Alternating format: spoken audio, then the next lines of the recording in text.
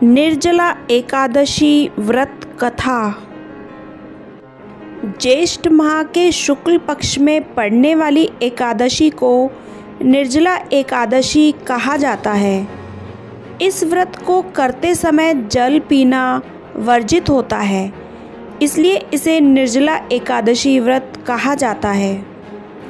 पूरे वर्ष भर में 24 एकादशियाँ आती हैं, लेकिन ज्येष्ठ मास में पड़ने वाली शुक्ल पक्ष की निर्जला एकादशी को सर्वोत्तम एकादशी व्रत माना गया है। इसका व्रत रखने पर साल भर की सारी एकादशियों के व्रत का फल मिलता है। विधान: यह व्रत स्त्री व पुरुष दोनों ही रख सकते हैं। इस व्रत को रखने में जलपान निषेध है, परंतु फलाहार के साथ दूध भी लिया जा सकता है। इस दिन निर्जल व्रत रखते हुए भगवान विष्णु की पूजा विशेष रूप से सर्वोत्तम मानी गई है। इस दिन ओम नमो भगवते वासुदेवाय नमः का जाप करते हुए दान में गौदान, फल, दूध, चीनी, पानी से भरी हुई मटकी का दान सर्वोत्तम माना गया है। इस व्रत को करने वाले व्यक्ति को व्रत से एक दिन पहले ही संध्या काल में अल्पाहार और सात्विक भोजन लेना चाहिए और एकादशी का व्रत करते हुए पूरे दिन निर्जल रहते हुए शाम को फलाहार लेना चाहिए।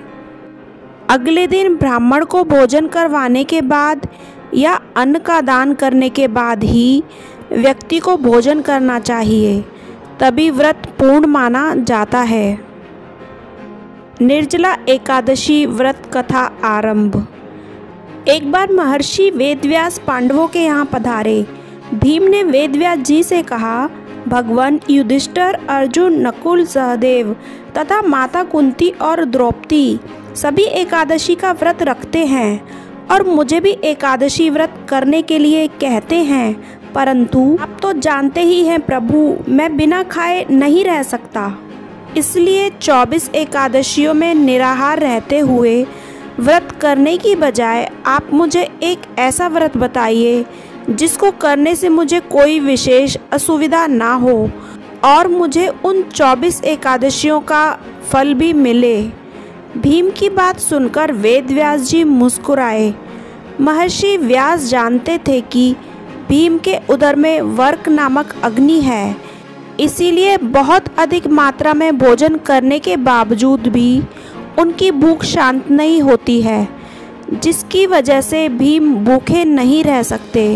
वेद व्यास जी बोले, तुम ज्येष्ठ मास में शुक्ल पक्ष में पड़ने वाली एकादशी का व्रत किया करो।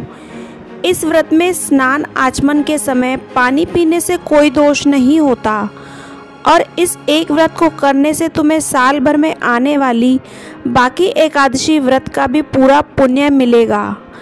इस व्रत को तुम जीवन पर्यंत कर सकते हो।